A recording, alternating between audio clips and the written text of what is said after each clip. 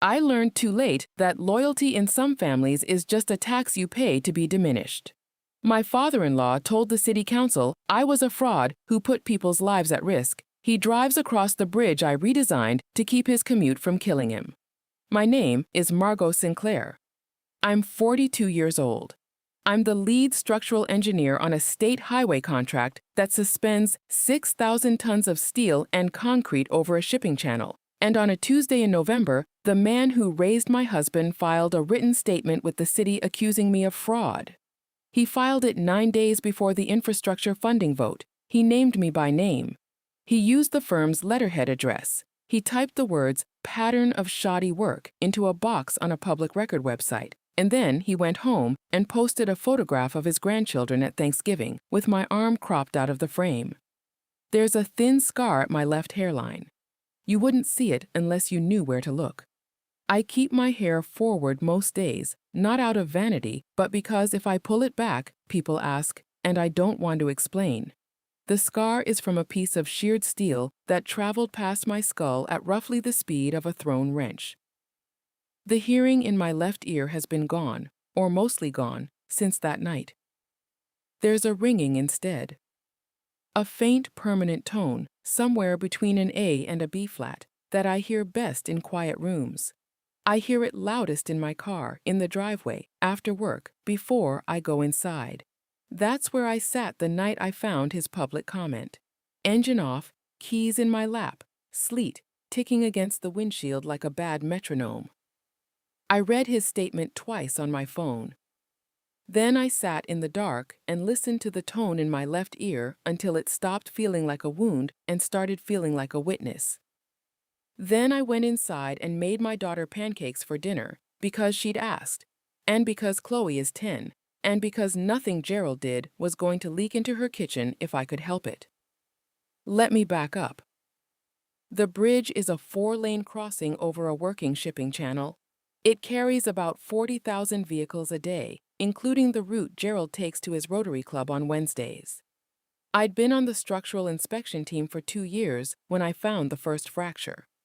It was hairline, maybe the width of a human hair, running diagonal across a load-bearing tension member at the south anchorage. You wouldn't see it without the right light. I saw it because I was lying flat on the deck under a flashlight at 2 in the morning, in a high-vis jacket and a respirator with concrete dust coating the inside of my throat. I called my supervisor at 2:14 a.m. I told him to close the bridge. He told me to be sure. I told him I was sure. By 3 a.m., there were 6 of us on the deck in the freezing wet. The wind was coming off the channel at maybe 30 knots, and the tension cables were humming. That's a sound you don't forget.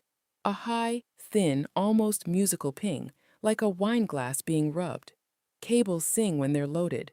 They sing differently when they're failing. One of them snapped at 3:17 a.m. I remember the sound, and then I remember the silence, and then I remember a colleague named Devin screaming my name from about 12 feet away. I was on my back. There was something warm running into my left ear. The piece of steel had passed close enough to my temple that the medics later said another half-inch, and I'd have been a fatality on the incident report instead of a name on the redesign. I was on medical leave for 9 days. I went back on day 10. I spent the next 8 months rebuilding the load path analysis from the foundations up. I redesigned the south anchorage. I redesigned the tension distribution across the deck. I signed my name on a set of drawings that, 3 years later, won a state engineering award for resilient infrastructure. Gerald told my husband the award was a diversity handout. He told his Rotary Club I was an assistant who got a title. He told my sister-in-law I traced other people's work, like I was running a pen along a line somebody smarter had drawn. He built suburban subdivisions with pine 2x4s for 35 years. I suspended 6,000 tons of steel and concrete over a shipping channel. We were not, by any honest measure, in the same profession. But Gerald has never been interested in honest measures. Gerald is interested in who sits at the head of the table. He's not my husband's biological father. His brother was. His brother died when Arthur was 4, and Gerald, who was the brother's business partner, stepped in. Raised Arthur from kindergarten through college. Walked him down the aisle, in a manner of speaking, at our wedding. Arthur calls him Dad. I call him my father-in-law because that's the cleanest word for what he is, and because the more accurate word would be something I don't say in front of Chloe. Gerald wears 3 heavy gold rings on his right hand. When he talks, he taps them against the table. It's not nervous tapping, it's punctuation. He uses his hands the way some men use a raised voice. He'll wave one across the table like he's clearing cigar smoke when somebody says something he wants gone from the room. I've watched him wave away 3 of my sentences in a single dinner. I stopped going to Sunday dinners about a year ago. Arthur kept going. He'd come home and tell me Gerald asked about me, and I'd nod and not ask what Gerald actually said. He wasn't entirely wrong about the disappearing. I did pull back. I told myself it was the bridge, the redesign, the hours. Some of it was, but some of it was that every Sunday at that table cost me something I couldn't afford to keep paying. I knew that, and I made my choice, and I won't pretend the choice was free. Chloe noticed. She didn't ask why, she just started drawing more. The digital erasure started about 6 months after the award ceremony. First, it was Facebook. The photo of all of us at Arthur's mother's 75th, the one where I'm standing next to Chloe at the end of the table, Gerald reposted it cropped. My side of the frame gone. Just Arthur, Chloe, and the grandparents. Chloe noticed. She asked me why Grandpa Gerald cut Mommy out of the picture. I told her the photo was probably just sized wrong for the post. She nodded the way 10-year-olds nod when they know you're lying, but they love you enough to let it go. Then it was the WhatsApp group. There's a family thread Gerald started for Sinclair Family Updates. I was in it for about 2 years. One Tuesday, I noticed I hadn't gotten a message in 3 weeks. I checked. I'd been removed. Arthur said he'd ask. He never asked. Or he asked and didn't tell me the answer. Either way, I wasn't added back. Then it was the state award photos. The Engineering Society had tagged me in the press release on Facebook and LinkedIn. Gerald commented under the Facebook post, on his own profile, where his Rotary friends and his old construction crew could see it. Congrats to Margot on the diversity handout. Real engineers built this state with their hands. He left that comment up for 4 days before someone, I assume Arthur, finally asked him to delete it. By then, it had 11 likes. I didn't say anything to Arthur. I didn't say anything to Gerald. I tilted my head a little to the right in the kitchen one night when Arthur was telling me his dad didn't mean it like that because the dishwasher was running and I wanted to hear him clearly with my good ear. And Arthur saw the tilt and stopped talking for a second and then kept going anyway. If you've ever sat at a table while someone told a version of your life that wasn't true and watched the people you love nod along because correcting it would be inconvenient, you already know the shape of this story. Stay with me. It gets worse before it gets better, and the better part is worth the wait. Hit subscribe if you want to be there when it lands. I found the council comment on a Thursday. One of the junior engineers at the firm forwarded it to me with a single line in the email. Margot, you should see this. The attachment was a PDF of a public comment submitted to the City Council, scheduled to be entered into the record at the infrastructure funding meeting on Tuesday the 18th. The comment was 4 paragraphs. It was signed Gerald Sinclair, retired, of Sinclair Construction. It alleged that my firm had a pattern of cost overruns and shoddy structural work. It named me by full legal name as the engineer of record on a project it described as a textbook case of inflated billing and amateur oversight. The project it was describing was the bridge I'd nearly died on. The bridge his Buick crossed twice a week. I read it 3 times. The first time, I felt nothing. The second time, I noticed my hands were shaking, which was interesting, because the rest of me was perfectly still. The third time, I noticed something else. The comment had been filed 9 days before the funding vote. Gerald knew the timeline. Gerald knew the contract was on the agenda. Someone had told him, or he'd looked it up, or he'd been waiting. He hadn't done this in a moment of anger. He'd planned it. I called my managing partner. I told her about the comment. She was quiet for a long moment, and then she said, "Margot, your father-in-law just submitted defamatory accusations against the firm on a public record 9 days before the city votes on our contract." I said, "I know." She said, "We're going to need to talk to legal." I said, "I know." I hung up. I sat at my drafting table. I picked up the polished cross-section of sheared steel cable I keep as a paperweight, the 2-inch piece I had cut and finished after the incident, and I turned it over in my hand until the ringing in my left ear faded back to a manageable hum. On the desk in front of me was the agenda for the City Council meeting on Tuesday the 18th. The infrastructure funding vote was item 7. Gerald's public comment was scheduled to be read at the open microphone before the vote. The meeting was at 7 p.m. in the council chambers downtown. I had 11 days. I didn't tell Arthur. I told my legal team, my managing partner, and the state liaison who'd been our point of contact on the bridge project. I didn't tell my husband that his father, the man who'd raised him, had just filed a sworn public statement designed to cost me my contract and possibly my license. I told myself I'd tell him after the meeting. I told myself the truth was that I didn't trust him to handle it. I told myself a lot of things in those 11 days, most of them quietly, in my car, in the driveway, with the ringing in my ear keeping me company. Chloe made me a card the Saturday before the meeting. She'd drawn a bridge on the front, a suspension bridge with the cables in perfect symmetry. Inside, in her careful 10-year-old handwriting, she'd written, "Good luck on your big work thing, Mom. You build the strongest ones." She'd signed it with a small drawing of a hard hat. I put the card in my bag. I kept it there through the weekend. I had it with me Tuesday evening when I parked 3 blocks from the council building in the freezing sleet, sat in the dark of my car for 11 minutes, and listened to the tone in my left ear until it sounded less like a wound and more like a held note. Then I got out, pulled my coat tight against the wet, and walked toward the chambers where Gerald Sinclair was waiting at the public microphone, ready to tell 200 people on the public record that I was a fraud. He had no idea who was sitting in the front row. The council chambers smelled like stale carpet and old microphones, the kind of metallic tang that lives in any room where too many people have leaned too close to too many cheap mics. The fluorescent lights buzzed in a register I could feel more than hear. The wooden pews squeaked when anyone shifted. The HVAC system was running hard against the November cold, and the air felt overworked, recycled through too many vents.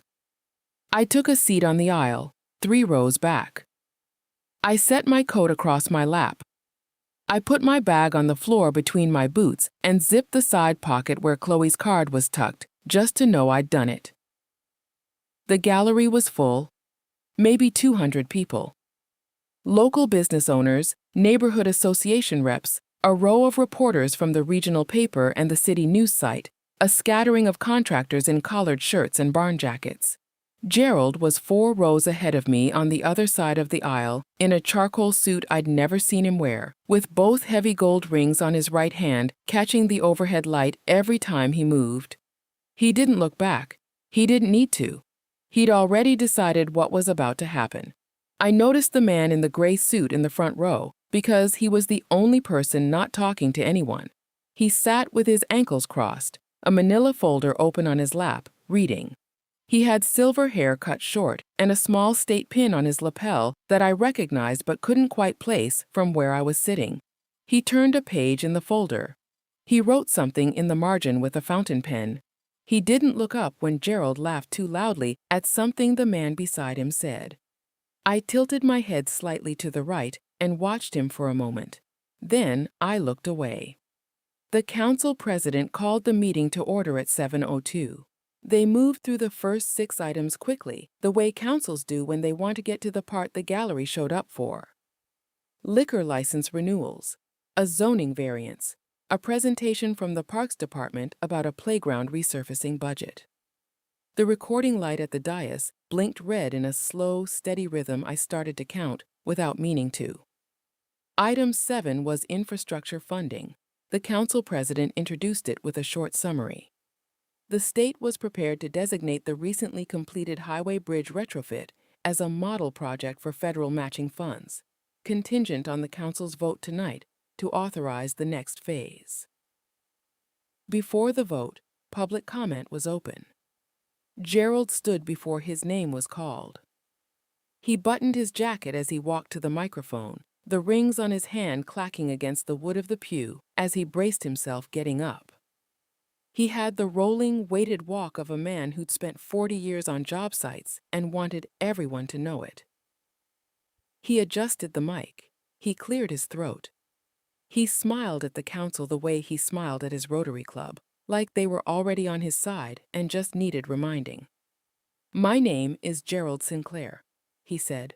"I ran Sinclair and Boyle Construction in this city for 36 years. I've built more in this town than most of the people in this room have driven past." A few of the contractors in the back nodded. Gerald's smile widened. "I'm here tonight because I'm concerned. I'm concerned about the firm the state is holding up as a model. I'm concerned about the engineer they're naming as lead on this project, Margot Sinclair, my own daughter-in-law." He paused for effect. I tilted my head a quarter inch to the right and kept my hands folded on my coat. Now, I love my family, but I have an obligation to this community that comes before family. And the truth is, Margot is an assistant who got a title. She traces other people's work. She got an award the state was handing out for diversity reasons, and now we're being asked to fund a continuation of a project on the strength of her name. There was a small, ugly murmur from the gallery. Two of the council members glanced at each other. The recording light blinked. "I've seen the cost overruns on the original retrofit. I've heard the complaints from subcontractors. There's a pattern here, and I'm asking this council, before you vote tonight, to look closely at who you're actually funding. Because the people who drive across that bridge every morning deserve to know it was built by someone who knew what they were doing, not by an academic who got handed a project to embarrass the trades." He stepped back from the microphone. He turned slightly so the gallery could see his face. He nodded once, the way he nodded at the end of toasts at family dinners, and walked back to his seat. The murmur in the gallery rose. A council member started to say something. The president raised a hand to call for order. I didn't move. I kept my head tilted slightly to the right, my hands folded, my eyes on the recording light. The ringing in my left ear was steady. My pulse was steady. The polished cross-section of sheared steel was at home on my desk, and Chloe's card was in my bag, and the man in the gray suit in the front row had closed his folder and set it carefully on the seat beside him. If you've ever watched someone dig their own grave with their mouth, you know what comes next. The council president began to thank Mr. Sinclair for his comments. He didn't finish the sentence. The man in the gray suit stood up. He didn't rush. He buttoned the middle button of his jacket. He picked up the manila folder. He walked to the public microphone with the kind of unhurried economy of a man who has been in 1,000 rooms like this one and has never once raised his voice in any of them. He reached the mic. He adjusted it down 2 inches. He tapped it once with the side of his thumb to check the level. "Madam President, council members, my apologies for stepping in out of order. My name is Marcus Thorne. I'm the State Transportation Commissioner. I was scheduled to present on item 7 after public comment, but I'd like to address something on the record first, if the council will allow it." The council president, who had clearly not expected to be addressed by the State Transportation Commissioner at 7:14 on a Tuesday in November, said, "Of course, Commissioner." The room went quiet in the particular way rooms go quiet when everyone realizes at the same time that something has shifted and they don't yet know what. The HVAC hum got louder. The fluorescent buzz got louder. The recording light blinked red, then red, then red. Thorne opened the manila folder. He removed a single sheet of paper, then a second, larger item, an 11 by 14 photograph printed on heavy stock. He set the folder down on the small podium beside the microphone. Mr. Sinclair, he said, not turning around. You submitted this written comment regarding Margot Sinclair's competency? He held up the first sheet, my name visible across the top in black type. Gerald, halfway settled back into his seat, half stood. I did, yes. Could you confirm your full name and your standing for the record? Are you submitting this as a private citizen or as a representative of Sinclair and Boyle Construction? Gerald's smile flickered. I'm retired. I'm a private citizen. But I have decades of, thank you, private citizen. On the record. Thorne set the sheet down. He turned, slowly, until he was facing the gallery, the photograph in his right hand held against his chest, image side hidden. I'd like to speak briefly to the project this council is being asked to fund tonight. 18 months ago, the state contracted an emergency structural review of the Channel Street Highway Bridge after a routine inspection flagged anomalous vibration data. The lead engineer on the firm assigned to that review was Margot Sinclair. He glanced at me. He didn't smile. He just located me, the way a surveyor locates a benchmark. During the on-deck inspection phase, at approximately 3:15 in the morning, on a night when the deck was closed to traffic for instrumentation, a primary support cable on the southbound suspension assembly failed under load. A section of the cable sheared and traveled across the deck at a velocity our engineers later estimated at over 200 feet per second. He paused. He let the number sit there. Ms. Sinclair was on the deck. The sheared section passed within inches of her head. She sustained a laceration to the left temple and permanent partial hearing loss in her left ear. She was the only engineer on site at that hour because she had refused to leave until she understood the anomaly in the vibration data. The gallery had stopped murmuring. Somebody in the back coughed once and then went still. Thorne turned the photograph around. He held it up at chest height, then walked it to the projector card at the side of the dais. He set it on the document camera. The screen above the council members flickered, and the 11 by 14 image filled the wall. It was the fracture. A close-up, taken under raking light, of a hairline crack running diagonally across a section of high-tensile steel. The crack was barely visible, a dark thread through the polished surface. The kind of flaw 100 trained eyes might miss because it lived below the depth where most inspections stop. Thorne picked up his pen. He tapped the projected image, the tip of the pen landing exactly on the fracture line. This is what Ms. Sinclair found. This is what was about to bring down 6,000 tons of steel and concrete across a working shipping channel during the morning commute. She found it because she didn't trust the vibration data, and she stayed on the deck through the night to take core samples until she had a sample that proved her instinct correct. He turned to face Gerald. The room turned with him. Gerald was still half standing. His mouth was open slightly. The rings on his right hand were resting on the back of the pew in front of him, and they weren't clacking against anything anymore. Mr. Sinclair, Thorne said, his voice even, unraised, carried clean by the metallic old microphone. You submitted to this council, under your name, on the public record, a written statement claiming that Ms. Sinclair is an assistant who traces other people's work, and that her state engineering award was a, quote, diversity handout. He looked down at the sheet in his hand. He read the next part directly from the page. You claimed her firm has a pattern of cost overruns and shoddy work. You named her specifically. You stated, quote, the people who drive across that bridge every morning deserve to know it was built by someone who knew what they were doing. Thorne lifted his eyes from the page. This woman stood on a failing bridge deck and refused to leave until she understood what was wrong. Then she fixed it.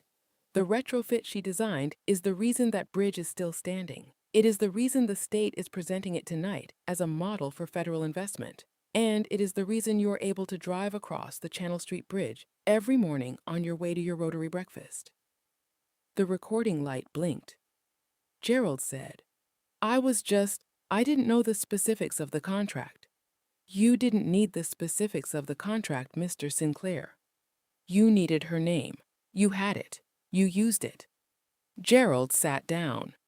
It wasn't a controlled motion. His weight dropped into the pew, and the wood squeaked under him, and the rings on his hand finally clacked. Once, against the bench in front of him, a small, dull sound in a room that had gone otherwise silent. Arthur was sitting 2 rows behind him. I hadn't seen him come in. I didn't know when he'd arrived, or whether he'd been there for Gerald's comment, or whether he'd walked in during Thorne's first sentence and frozen in the aisle. But he was there now, on the end of the pew, his coat still on, his face the color of wet concrete, staring at the back of Gerald's head as though he were seeing the man for the first time in 30 years. Thorne wasn't finished. He turned back to the council. He set the projector pen down beside the image of the fracture, which was still glowing on the wall. The diagonal crack lit in raking light at 12 times its actual size, impossible to ignore. With the council's permission, I'd like the record to reflect that the state considers the comment submitted by Mr. Sinclair to be materially false and submitted with the apparent intent to interfere with an active state contract. The state will be referring the matter to its legal division for review. I'd also like the record to reflect that the state's nomination of this project for federal matching funds stands, and that Ms. Margot Sinclair remains the engineer of record. He paused. He looked at me briefly, the way one professional acknowledges another across a room of people who don't quite understand what they've just witnessed. I don't build things to be praised, I said quietly, into the microphone in front of me, though I wasn't sure when I had leaned toward it. I build them so they don't collapse when the wind changes. The gavel struck. The council chair said something about taking the funding motion to a vote and moving the public comment period to the end of the agenda. The motion carried. The vote on the infrastructure funding passed unanimously. Thorne folded his manila folder closed, walked back to the front row, sat down, and crossed his legs as though nothing unusual had happened. I gathered my coat. I gathered my notebook. I tilted my head to the right out of habit, listening for the chair's next item with the ear that still worked, and I walked up the aisle toward the door. Gerald didn't look up. Arthur did. The parking lot was a sheet of black ice under sodium lights. The sleet had thickened into something between rain and snow, and it hit the asphalt with a sound like grain pouring into a metal bin. My car was at the far end of the second row. I had parked there at 6:40 so I could walk in alone. I heard his footsteps behind me before he spoke. Margot. I didn't turn. I unlocked the driver's door with the key fob, and the lights flashed once, amber against the wet pavement. Margot, please. I turned then, slowly. I tilted my head to the right, and I waited. Arthur stopped about 6 feet from me. His coat was open. The sleet was collecting in his hair and on the shoulders of his suit jacket, and he didn't seem to notice. He looked older than he had that morning. He looked like a man who had walked into a room expecting one thing and walked out understanding that he had been wrong about something for a very long time. I should have said something years ago, he said. I looked at him. I thought about the Sunday dinners. I thought about the WhatsApp group I'd been removed from in October.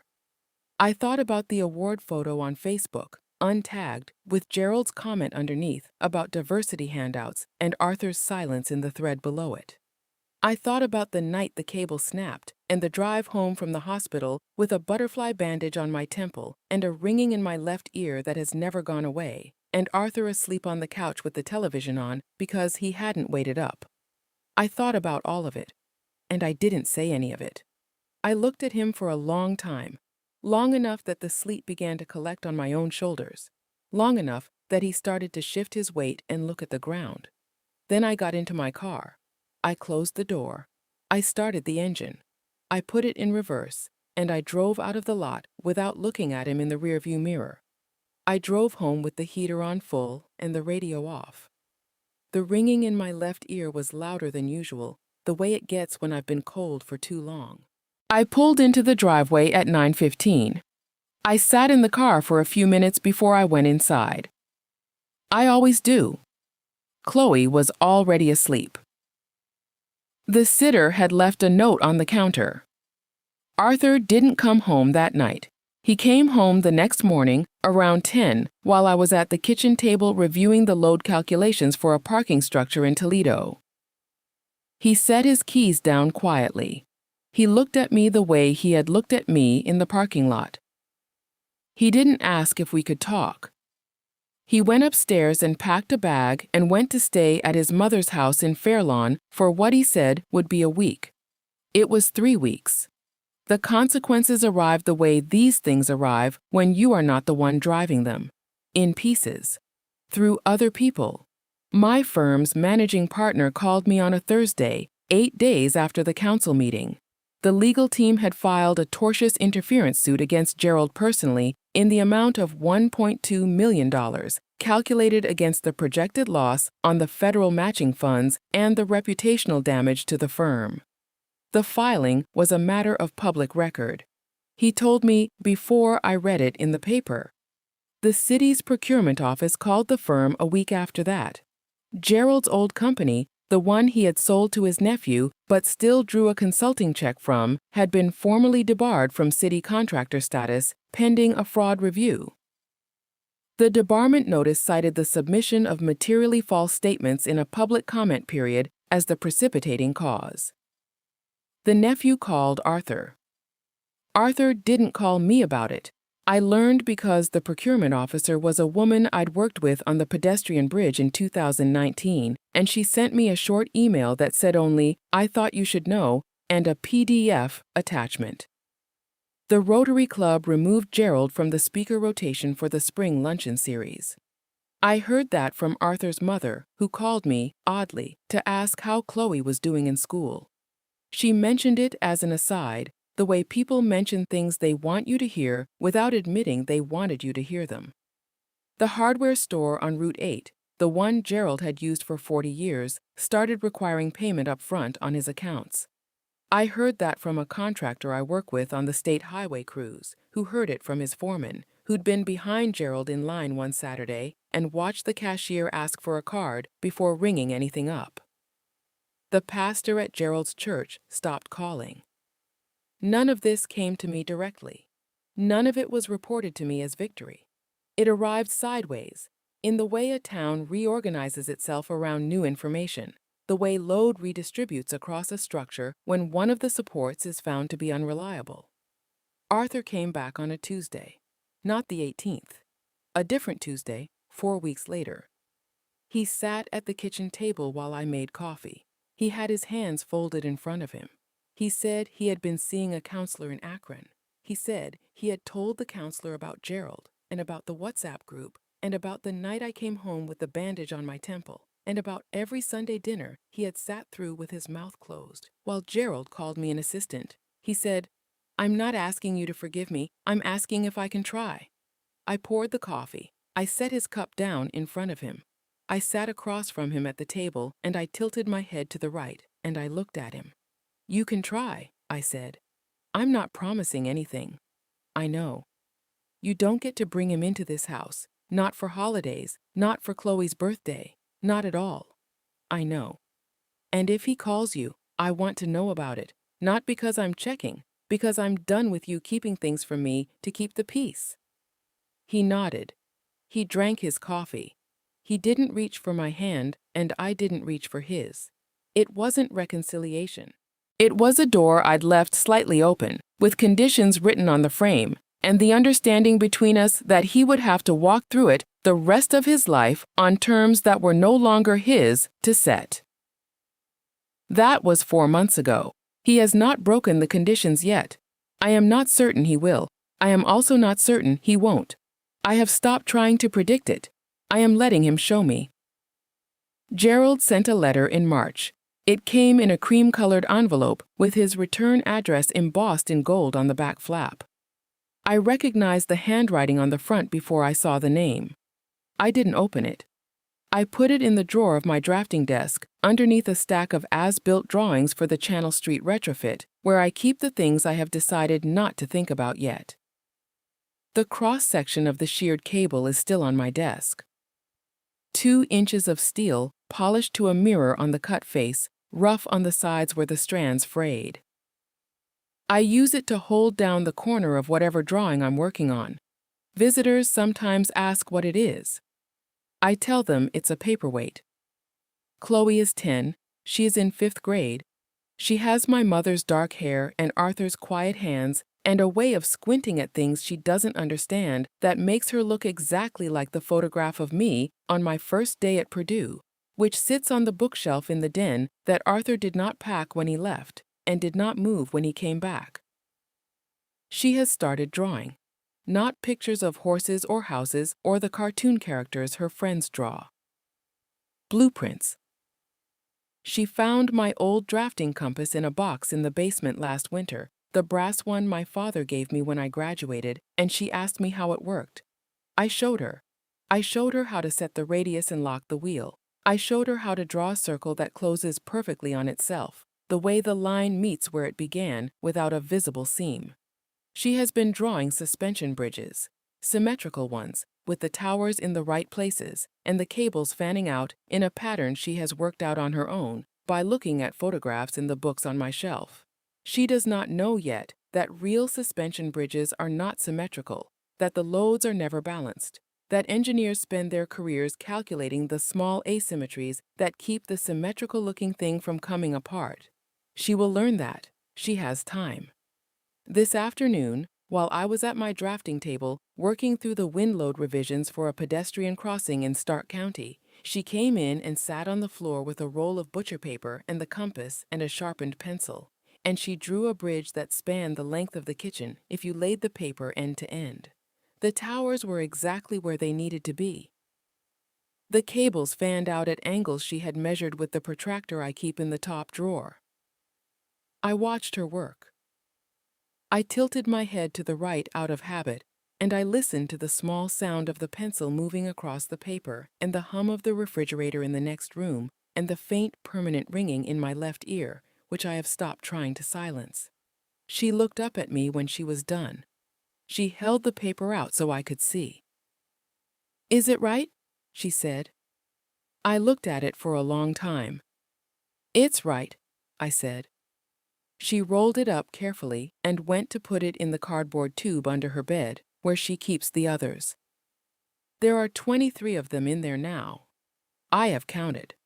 The strongest structures aren't the ones that demand the most attention.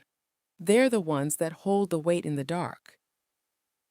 If you've ever done your work quietly, while someone louder than you took the credit, or the blame, or the right to decide who you were, I'd like to know what you carried and whether you ever set it down. Leave it in the comments. Tell me where you're watching from tonight.